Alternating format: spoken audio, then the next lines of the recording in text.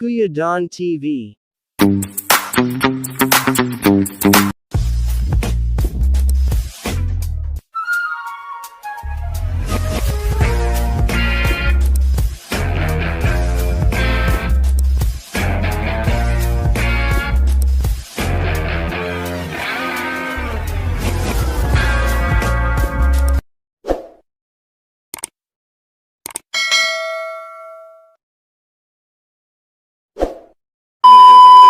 Yo, what's up sa inyo mga ka-farming? Panibagong araw at panibagong vlog na naman mga ka-farming. At for today's vlog, papakita ko lang sa inyo itong napakagandang lugar na pinagpapastulan ko ngayon mga ka-farming, dahil bagong ani lamang po ito mga ka-farming.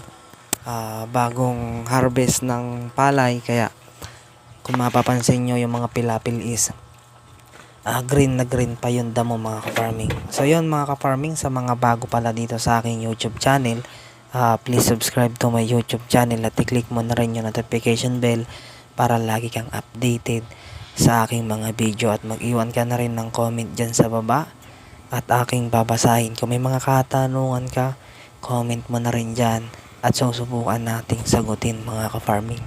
So for today's vlog mga ka-farming, ayan mapapansin nyo napakadaming hayop dito na ipinapastol halo-halo.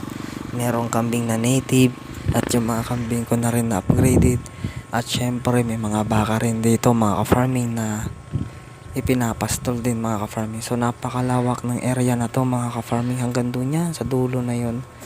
Yan, kabilang kalsada lang yan, tawid kalsada lang yan doon sa pinagpapastolan natin sa kabila mga ka-farming. So malapit lang din ito sa bahay namin. Bukid lang sa likod ng bahay namin to, sa tawid bukid lang, tawid kalsada.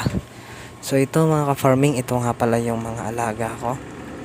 Yan, mapapansin nyo ay bising kumain yung mga kambing natin, at ang oras na nga pala dito is alas 5 na, kaya mapapansin nyo yung iba ay petiks na lang sa kain, kasi pauwiin na rin kami mga ka-farming, pauwi na rin kami yan, galing kami yan sa pagsasakati ng damo, at may tricycle ako dyan. Tumigil lang kami saglit para i-check lang sila mga ka-farming, dahil halos lahat ng kambing ko ay nakakawala or pinakawalan natin talaga, katulad yan nasa video na yan, nakawala lang yan. 3 lang yun nakatali dyan mga ka-farming. Ayan si Tagpi at yung isa, yung puti na malaki.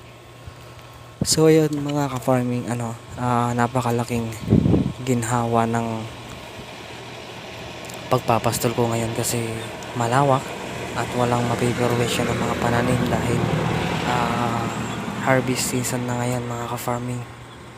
Yan, kung mapapansin nyo rin, nakatipid na rin tayo sa pagpapastol, dahil hindi na po sila lahat tinatali, dahil pinay-pre-range din po natin yung iba, para nang sa gano'n naman makapili sila ng damo na gusto nila makain mga ka-farming. Pero hindi naman po natin sila pinapabayaan na magutom, dahil kahit naman po hindi sila makakain ng maayos sa kanilang pastulan, pag uwi naman po nila sa kanilang bahay ay pinagdadamo pa po natin sila. Mapapansin nyo, napakakulit ng dalawang magkapatid na yun. Yan nga pala yung 3 months old natin na kambing, at magpo-4 months na po yan sa 4. So next month. Yan o, kulit ng dalawa. So hindi pa ho buntis yan si Tagpi, at inaasahan ko na mag-hit na rin yan para magbuntis. Sa ngayon ay hindi pa yata nakakaalala na mag-hit yung ating kambing. So dito nga pala napakalikot ng camera natin, kasi hinahanap ko yung pwesto, kasi ililipat ko yung mga kambing natin bago ko sila iuwi. Ililipat ko muna kahit kalating oras. Ito makikita nyo, may tricycle tayo, at doon sa taas ng tricycle ko is meron dong damo, kasi gagaling nga lang namin kakakuha lang namin ng damo, at tumigil lang talaga kami rito para kumuha, para i-check yung ating mga kambing. Yan mga ka-farming, isinet up natin yung camera, at ililipat ko lang yung ating mga kambing na nakatali, para na sa ganun naman ay maabot nila yung mga hindi nila naabot na damo. Yan, so ililipat ko lang sila. Yan po ang mga pormahan natin, outfit check, tamang bait lang. Ayan, mahaba yung tali ni Tagpi, kaya ibinuhol ko. So ngayon aalisin ko na sa pagkabuhol yan, kasi para mas lalong humaba pa yung masasakupan niya. Sobrang haba po ng tali na yan. Talagang sinadya kong pahabaan para maabot niya yung hindi niya naaabot. Yan. Tamang kain-kain lang yung ating mga kambing habang hinihintay yung tamang oras. Alas 5 naman na yan mga ka-farming. Pero masyado pang mainit kaya mamaya ko pa yan iuuwi. Magmimerienda muna kami niyan. Pagkatapos ko niyan, uuwi kami at magmimerienda. Yan. So yun mga ka-farming, hindi mo nakikita rito yung bulugan natin. Hindi natin dito linagay yung bulugan natin kasi kung mapapansin nyo, maraming hayop, maraming kambing din. Baka mamaya kuhanan ng lahi. Siyempre tayo ay hindi naman sa nagdadalong mga ka-farming. Pero siyempre tayo ay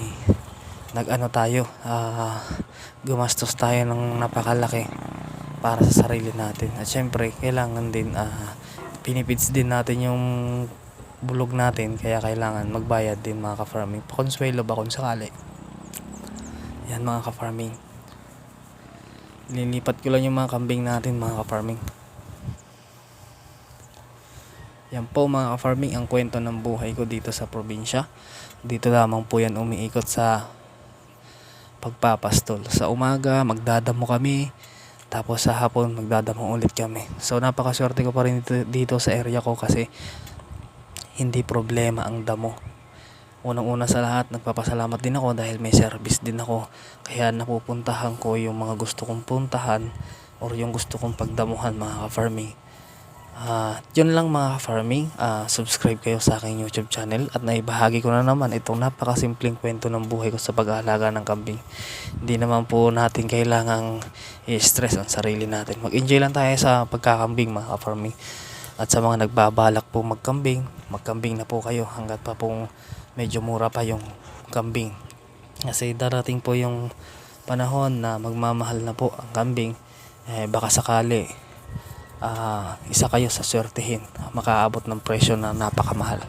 So ngayon pa nga lang po, mahal na po ang kambing dito sa amin. Kaya pag kami binibenta dito na medyo mura, kinukuha ko na, lalo na kung babae. Katulad niyan, 2 kambing ang kinuha ko kasi para sa akin mura na yun mga ka-farming. So yun lang mga ka-farming, lipat lang natin si Tagpi para makakain siya ng ibang damo.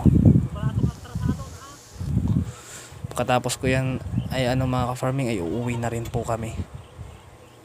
At iuwi na namin yung bulog mga ka-farming.